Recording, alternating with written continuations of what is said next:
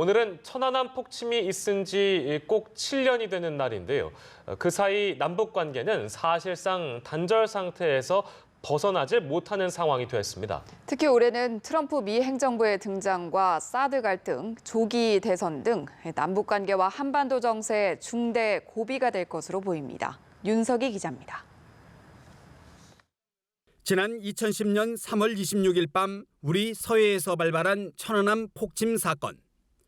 북한의 무모한 도발에 정부는 5.24 제재 조치를 내놨고 지난해에는 남북 관계의 마지막 보루라던 개성공단마저 폐쇄했습니다.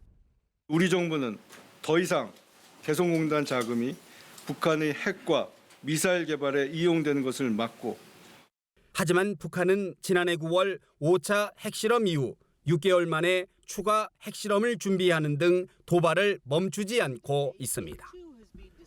그 사이 대북 강경 정책을 예고한 트럼프 미 정부는 전임 오바마 정부의 대북 정책을 공개적으로 폐기했습니다.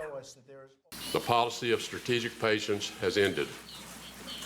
We're exploring a new range of diplomatic, security, and economic measures.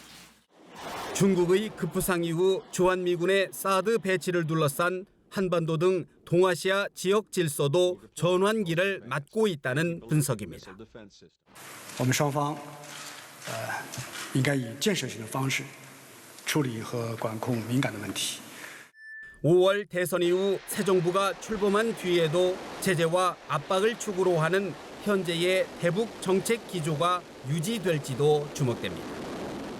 외교 소식통은 미국 내에 우리 조기 대선 이후 양국 간 긴밀한 공조에 차질을 빚는 것 아니냐는 우려의 시선이 있다고 말했습니다.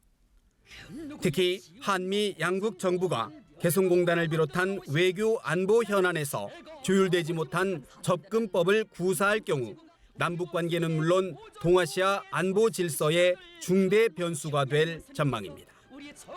연합뉴스 TV 윤석입니다.